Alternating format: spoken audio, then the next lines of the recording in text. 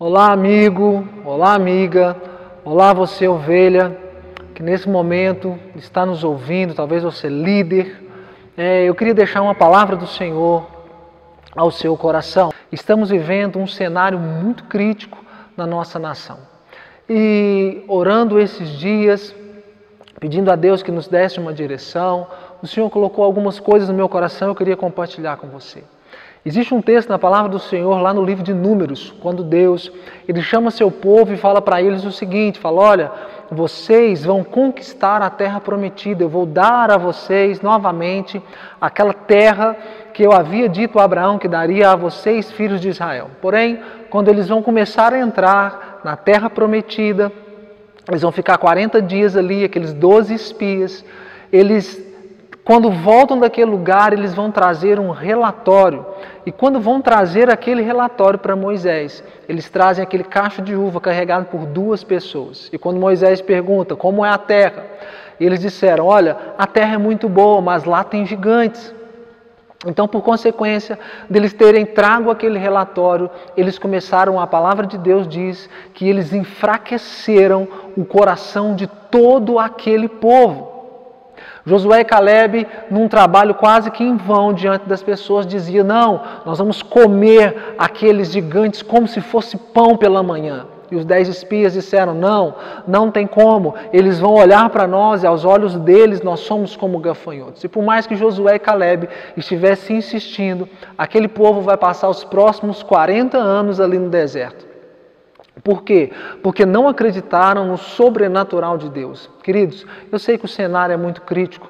Talvez muitas empresas fechem. Quantas pessoas talvez estão aí, vão ficar desempregadas? E eu acredito, querido, que o pior vírus não é esse que nós não conhecemos. O pior vírus que tem são as doenças da alma, é a depressão, é a fome, é o desemprego. Pessoas sem saber o que fazer. Querido, em poucos dias, talvez 15, 20 dias, que essa notícia chegou e explodiu no Brasil. Querido, quantas pessoas desesperadas, pessoas que estão tendo até atitudes esquizofrênicas, sem saber o que vai acontecer, com medo da morte. Há uns dias atrás, eu trouxe uma palavra do Senhor dizendo algo a respeito disso, mas eu quero falar algo a você da parte de Deus.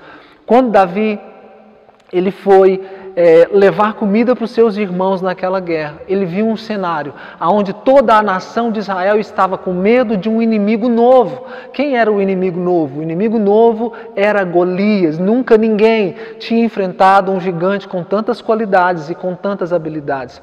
Porém, Davi, ele vinha de um lugar onde ele estava lá adorando o Senhor, ele estava crendo naquilo que Deus colocou no coração dele, independente de tudo que estivesse acontecendo ali, a mente dele estava trabalhada, a mente dele estava pronta para viver um milagre de Deus. Porém, o povo de Israel já havia 40 dias que estava ali sofrendo ameaças de Golias e não havia ninguém para ir contra aquele homem.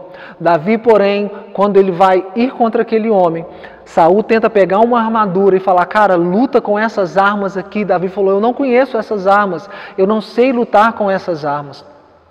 No entanto, quando ele chega diante do gigante, entendendo todo o cenário, era um gigante que ele não conhecia, uma luta que ele ainda não havia lutado, porém quando ele chega diante daquele problema, ele olha e fala assim, olha, você vai vir contra mim com espada, com escudo, com lança, porém eu vou contra você, não com as mesmas armas que você tem. Eu vou contra você com as armas que eu aprendi a usar lá no campo.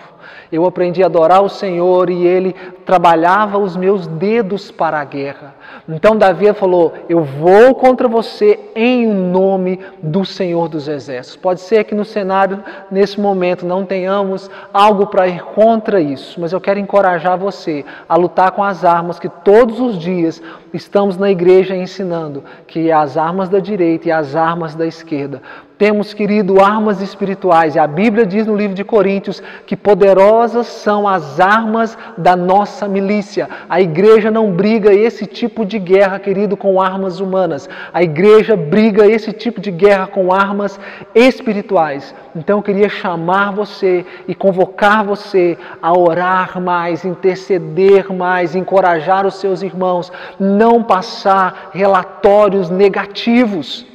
porque talvez você está enfraquecendo o coração de muita gente. Não passe relatórios negativos. Os 10 espias foram profetas de caos, eles fizeram o caos. Não transmita caos. Seja um Josué e um Caleb nessa geração. Quantas gerações antes de nós passaram tantos problemas, mas eles enfrentaram lutando com as armas que o Senhor havia dado a eles. Querido, nós conhecemos um Deus que, independente do cenário, independente da tempestade, Ele tem poder, diz a Bíblia, que no meio da tempestade de ordenar que ela cesse.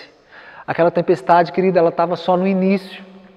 Nós estamos, talvez você ouviu o seu patrão chegar para você e falar, olha, vamos fechar, vamos mandar embora, vou reduzir o quadro de funcionários. Talvez você acabou de entrar na empresa, querido, a tempestade, ela está começando. Porém, eu quero te dizer algo da parte do Senhor. Chame Jesus para o barco. Fala, Senhor, não temos como fazer. Não temos como solucionar esse problema. O governo diz que vai ser 4 meses. O patrão diz que vai mandar embora. Senhor, não sabemos o que fazer, mas queremos te chamar para esse barco. E eu tenho certeza que no meio da tempestade o Senhor enviará uma solução. A Bíblia diz no livro de Mateus que se o sal que foi colocado para ser sal vier a ser sem sabor, para nada mais presta a não ser lançado no chão e pisado pelos homens. Se nós que somos igreja, que o Senhor nos levantou para salgarmos o mundo, nesse momento, querido, não enxergarmos aquilo que temos que fazer, então, querido, Deus levantará as pedras para clamar. Deixa eu dizer algo para a gente encerrar isso aqui nessa noite. A Bíblia diz no livro de Mateus que quando o Senhor arrebatar a sua igreja, o sol perderá o seu brilho e a lua também perderá a sua resplandecência que vem do sol. A Bíblia diz em Cantares que quem é essa que vem ao lado do seu amado, recostado com a sua cabeça ao seu ombro, ao seu peito? Querido, a igreja é a representação da lua. Jesus, a Bíblia diz que é o sol da justiça. Querido, a Bíblia diz em Mateus que somos como luzeiros nesse mundo, como luz nesse mundo, então somos como astros, estrelas. A igreja reunida é a lua, Jesus Cristo é o sol. Deixa eu te contar o papel importante que você como igreja tem. Querido, quando a igreja for arrebatada, a terra perderá o seu brilho, nem o sol brilhará, nem a lua brilhará. Então você entende, querido, que se nós como igreja nos calarmos nesse momento, o Senhor enviará de outro lugar a solução para tudo isso. Quem sabe não foi para isso que o Senhor nos levantou, nos ensinou, nos encheu do Espírito Santo e disse que em 2020 Ele enviaria um grande avivamento. Quem sabe a resposta não está com você, essa ideia criativa, aquilo que vai revolucionar o seu trabalho, o seu emprego, talvez a nação, talvez não está escondido dentro de você. Então quero te dizer, não seja um profeta de caos, seja um profeta de bênção. Nós podemos transformar essa situação com oração. Não se desespere, porque o Senhor Jesus está com você. Essa é a pequena palavra que eu quero deixar ao seu coração. E que o Senhor te dê sabedoria e encoraje o seu coração para enfrentarmos esse momento, servindo ao Senhor. Que Deus te abençoe.